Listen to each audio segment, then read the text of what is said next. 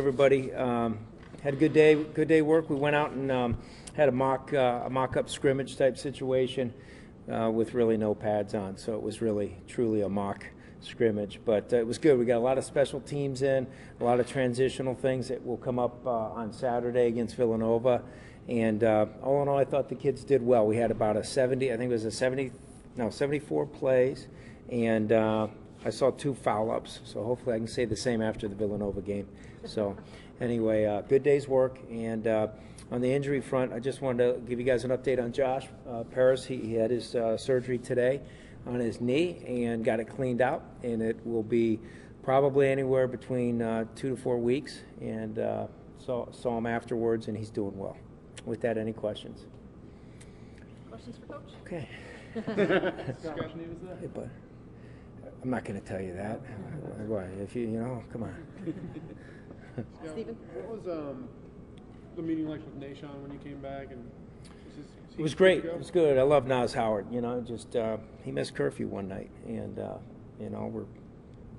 we're demanding. And he learned his lesson. He's got great parents at home that are supporting everything that he's trying to do, and it was just one of those situations where you just got to keep that bar high and the expectations high, and so we made a decision, and I said we'll get back on that Friday, and the good news was Syracuse had an opportunity to spend a few days with him because when we were at Fort Drum, Syracuse couldn't go because he doesn't have all his papers, so. It worked out really well. It was a chance for one of our best leaders in years to spend some time with a freshman, teach him what it is to be playing for the Orange and being a student at Syracuse, things that will be coming up later in his life. So it went real well. It was a learning situation. Sometimes learning situations are uncomfortable. Other questions for Coach? What's the alternative solution at tight end for now? You will find out on the 29th. How was the way you coached tight You got good questions. The ones I don't answer.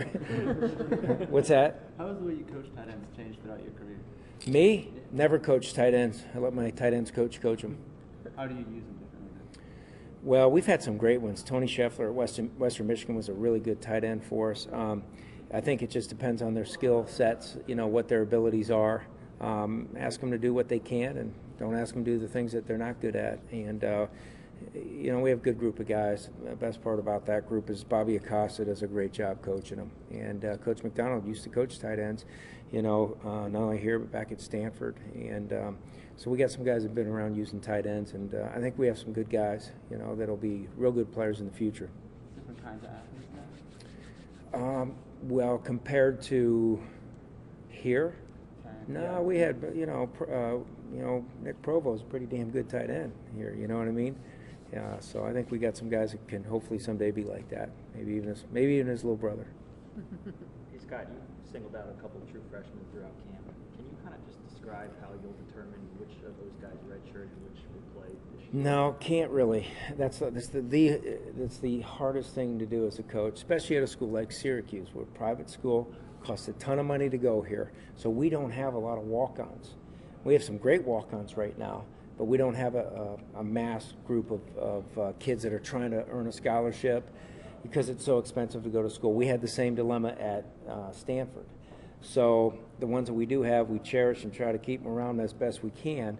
But with that being said, the opportunity to redshirt a lot of kids, you got to be smart. Richie Desir is a great example. A few years back when he was a true freshman, we said we really want to try to redshirt Richie.